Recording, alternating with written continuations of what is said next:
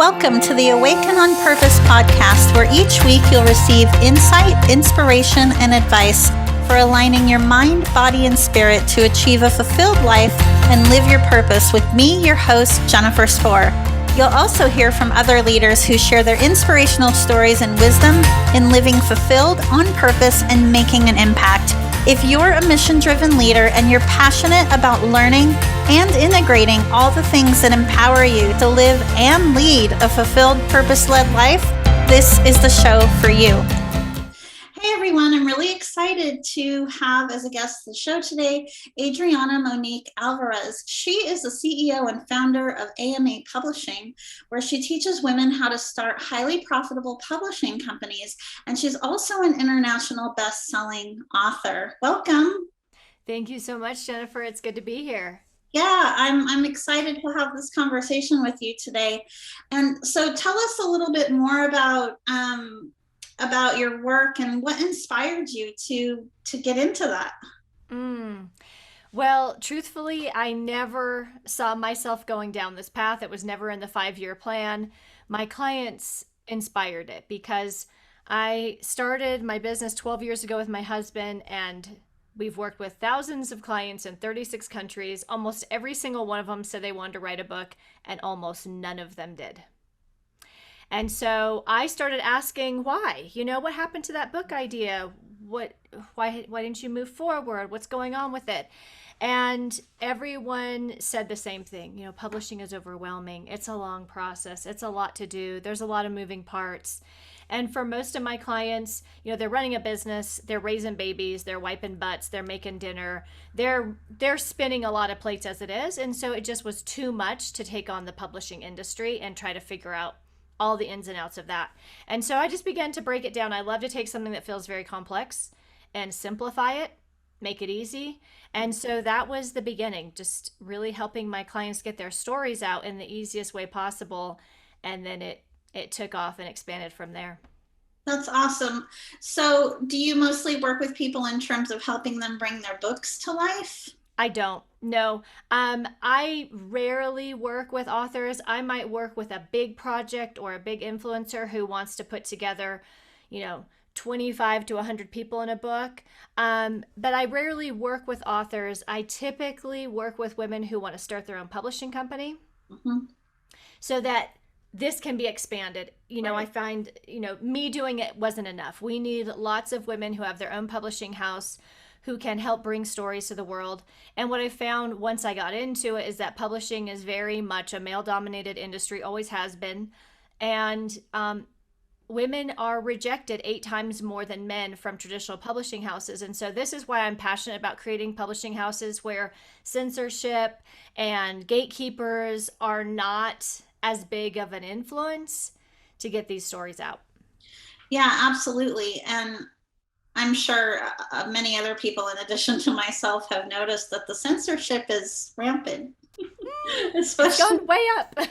Yes, it's gone way up for sure. Why do you think that is, that industry has traditionally been male dominated? Well, that's a good question. When I did the research, it was illegal for women to own publishing houses for a long time. Illegal. Even if a woman was married to a man who had a newspaper, a magazine, any sort of printing press, even when he passed away, she could not be in control of it. She could not take a leadership role. It actually passed to her oldest son. So I always find things like this very interesting, and I find, my whole thing comes back to, why are people so afraid of women sharing their voices and being in positions where we say, you know what, that needs to be told? And so this is what we're experiencing right now as well. Why would voices get suppressed if they didn't matter? Right. Yeah, exactly. I mean, red flag. Yes. Especially that's part of what, in the US anyways, what the country was founded on, right? Was liberation and freedom of speech. It's quite interesting actually to observe everything that is happening, especially in the last, year or two.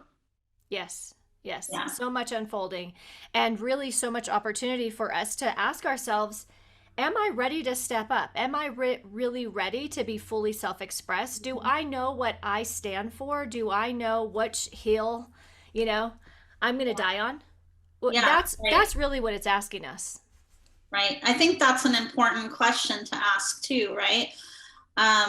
Because there are a lot of things to care about right now. I mean, especially right now in the current world climate, but you can't uh, put the same energy toward all of them, right? So it's, I think the best way to answer a question like that is to be clear in your sense of self and understand clearly for you, what are your beliefs and values? And I think when you're clear on the answer to that question, then it makes a lot of these other things more easily answered and fall into place.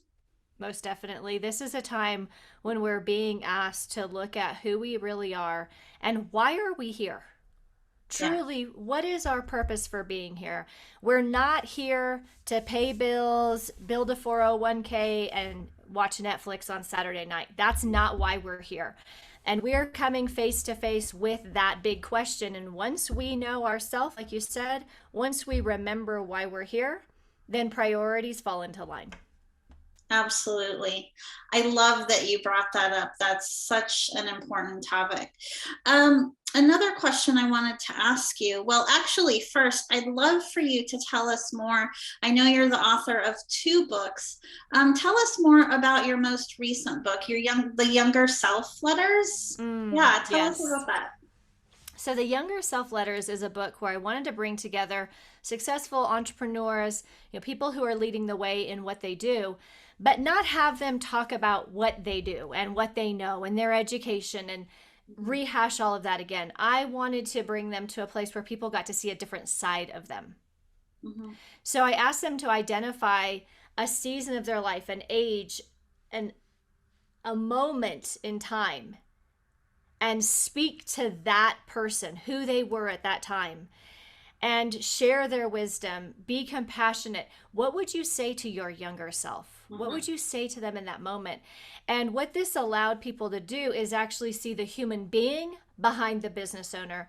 And this is what I believe in as well, is, behind every transaction, every exchange, there is a person, there is a mother, there is a father, there is a sister, there is a cousin, there's a daughter. And when we take the humanity out of things, especially business, we end up in a bad place. And so I really wanted to highlight stories that allow us to see, oh, this is who they are. This is what led them to this place.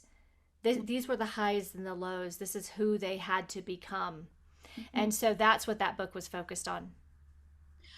I feel like that book I don't know what your main demographic is for that book, but I feel like it could really be beneficial for younger audiences too. Absolutely. Because what's amazing, what I've noticed is that more and more our younger generation is, I guess the best way I can think of to put it is they're more awake. It's like they're kind of coming out of the gate already with a higher level of self-awareness, not saying anything bad about, our generation or anything. I just happened to have noticed that. And I really could see how that book can be so beneficial for them. I agree. And I feel the same way. Even the other day, my kids have been homeschooled from the beginning, and then they got this idea that they wanted to go to school. And we were about 2 weeks in, and my 7-year-old son looked me in the eyes and said, "Mom, memorizing is not learning. I don't want to do this anymore." Wow. And I was like, okay, you are absolutely correct. And he did not want to sit in one place, memorize information, regurgitate it, take a test, get a letter, and let that define who he was. And I just thought, my God, most people can't get that at 40 years old, And so, yeah, it really is about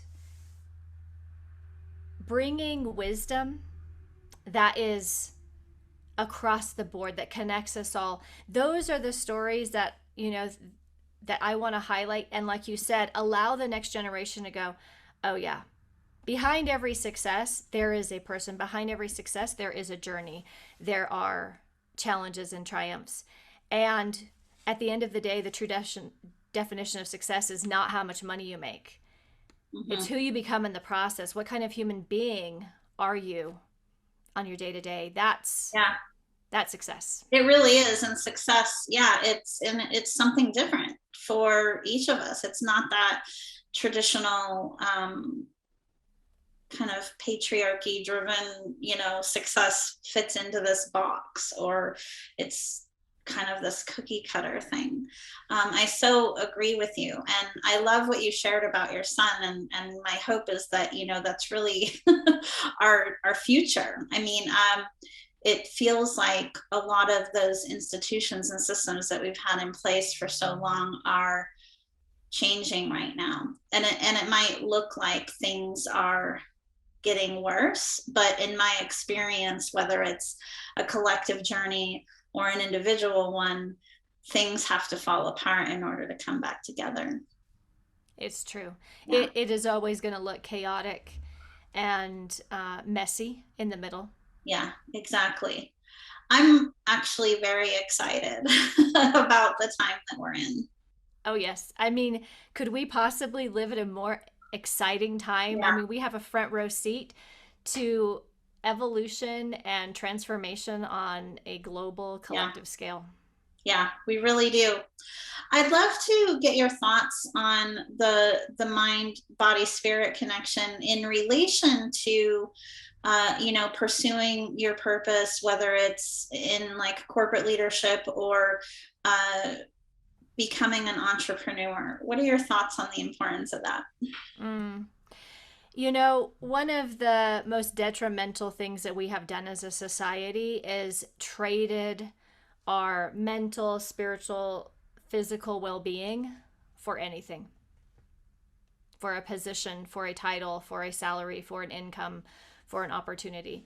And I also believe that right now is bringing us back to that. To, hey, what would it feel like to slow down? What would it feel like to be in nature? To actually observe the sun setting this evening? What would it feel like to know where your food came from and to eat it with those you care about? This is, for me, when we are not well, physically, mentally, spiritually, the rest of it doesn't really matter. And so this is all coming back into balance. For far too long, people were willing to sacrifice relationships and all of the things that truly matter. And so this is a big, let's reevaluate that. Is that really worth it? Is that really what I want in the end? And there's more than one path to getting there. So for example, what I teach my clients is there are many paths to making a lot of money. There are many paths to having a huge impact. However, what has been fed to us and sold to us for many years is that there's really just one. And if you don't take that path, you're not going to make it. Yeah. Wow. I mean, so beautifully said. And right now, this time that we're living in right now, everyone is being tested with just that, with that very thing, right? A lot of people are being pressured to make decisions. And in some cases that aren't the decisions that they would want to make for themselves. And so they're being faced with, really what is most important to me. Now more than ever, people are reflecting more on, in terms of clarity around what's most important to them. Absolutely. I mean, it really is a fascinating time we're in. Yes. Anytime that we're brought face to face with ourselves, it is a gift. No matter how challenging it feels at times, no matter how much it's going to push us out of our comfort zone. Because here's the reality. Most people live on autopilot and have for years. And so all of a sudden, all of that autopilot is being shaken up and go, nope, nope, nope, nope. Who are you? What are you here to do? What really matters? And it's just on repeat until we turn and give it our attention. And it's a huge gift, because without it, most people, they'll live for 70, 80, 90 years, and it was unconscious, it was unaware, it was unintentional. Yeah. Yeah. And I mean, and I don't think I use the term waking up, right? But I don't think everybody is necessarily meant to wake up to that during this time. But the people that are know that they are. There is, even if they can't put it into words, there is this stirring inside. There's this feeling, and they might not be quite able to put their finger on it, right now, but it's there, right? And I feel like whatever we're guided to do, like God doesn't put something in our heart that isn't meant to be achieved, that isn't meant to be pursued, That's it. Yeah. And this is really a time to trust that. Yesterday I was in a call, and a woman, she was basically trying to communicate what you just said. She felt things, she knew things, she sensed things. And it is really about us trusting that. Yeah. Yeah. Trust it. Follow that nudge. Follow that guidance. Go have the conversation. Do the thing. Make the adjustment, because you are feeling it for a reason. This is not about, can I justify it? Can I explain it? Can I rationalize it? Can I make it make sense to someone else? If it's in your heart, follow it. Trust it. Absolutely. And I mean, even when you think about it in the simplest terms, that when we err on the side of feeling like we always have to rationalize, we're totally in our head. Our heart resides at the intersection of the spiritual and the physical. So it just makes sense to follow it, because whatever we're feeling guided to do, we also have to use our bodies to anchor into action. That's right. That is exactly it. And, one of the things that we were having back and forth in this discussion was, every time we follow that nudge and we trust it, and we do the thing, we say the thing, we send the email, whatever it looks like, we feel better. We access more of ourselves, because when we deny our own truth, when we deny our own intuition and our own guidance, it does not feel good. Yeah. This disconnect and this gap widens. And so not only do I believe that there's a ripple effect and a greater purpose there, it also dictates and determines how I feel. And then the next time I receive that feeling, that nudge, either I'm going to have more confidence on following it or less. Yeah, absolutely. I'd love to ask you this next question, which is, as we mentioned earlier, right, there are a lot of people who are in a state of reflection and maybe looking to put themselves out there. And the online space is, very, as we know, very noisy. So what is your advice for someone who wants to put themselves out there, in terms of just how can they stand out from out of the gate? So there's a couple of things, and I will tell you, this is guidance and information that I have just recently channeled. Okay, so there has been a shift, I would say, in the last 3 to 6 months. So I would have answered this question differently had we spoke, in January. But what I'm really sensing now, what I'm receiving, is there's a couple of things that are really, really important. Number one is to make sure that you put yourself in environments, conversations, and relationships that feel good for you. Removing ourselves from chaotic, disruptive, abrasive environments is really key, because the best of us will not shine through in those moments, in those situations. Yeah. So if somebody finds one platform to be very difficult, they just don't feel good there, I would say then I would not spend most of my time there. I might not spend any of my time there. Right. And this might be a gradual progression, because sometimes we're still addicted to the idea that we have to do things that don't feel good, because that's the price of success. Right. So that's the first thing. If you don't absolutely love every person that you're working with, if you don't love what you're providing, the services you offer, the experience, the products, if you don't love the setup, if you don't love your schedule, make adjustments. Because when you do that, and this is the first step you take, when you do show up, where you do show up, you will be so much brighter. This is not about who speaks the loudest. We are in the era of energy now. If you are holding and reflecting the most light, that's going to be the best strategy you could ever have. Absolutely. You know, as I'm listening to you speak, and it's such fantastic advice you've given, thank you so much. I'm just thinking of, you know, some of what I view to be outdated business advice that's out there, which is, you know, first determine that there's a need for what you're offering, right? Because I really believe that when you're in alignment with what you're here to do, right, there is a need for that. And in this time that we're living in, there are a lot of people who are meant to anchor in a more sustainable, evolved way of living and being. So there are a lot of people out there coming that have ideas and are feeling guided to do things that aren't out there today. Absolutely.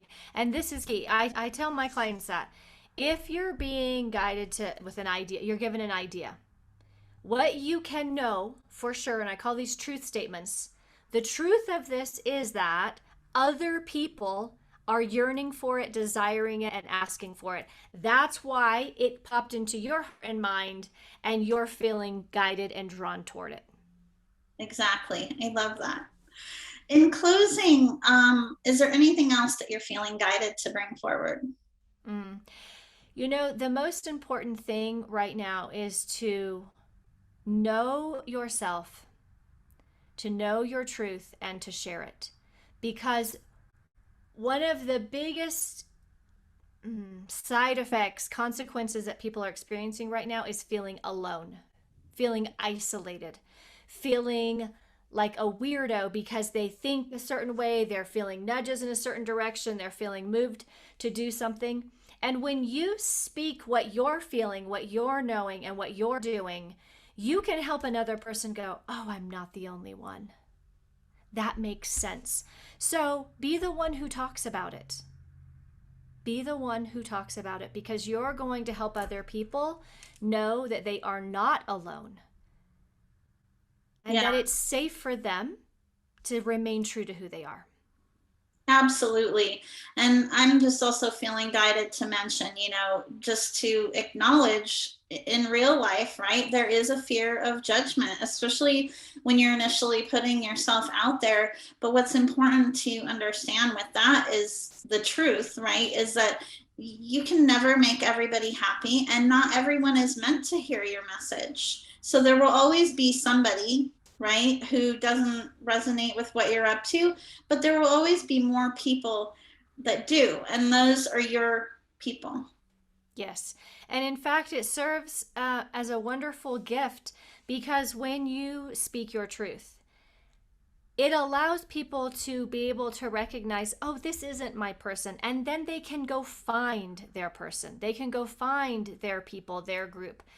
And then the others, like you said, are able to go, oh, yes, I've been watching for her for a while. Now I get it. It's all clicking in place. Yes, I know we're going to do something together. I'm going to stand closer to her. So it serves everyone when you speak your truth. Absolutely. Adriana, thank you so much for taking the time to speak with me today. I just love our conversation, and I'm grateful for all of the wisdom that you've shared today, and I know that our listeners will appreciate it as well. Thank you. It's been my pleasure. Thanks. Thank you for listening to the Awaken on Purpose podcast. Please visit me and subscribe to the podcast on iTunes or at awakenonpurpose.com so you never miss an episode. To learn more about how you can achieve a fulfilled life, live your purpose, and make an impact as a mission-driven leader, visit me at jenniferspore.com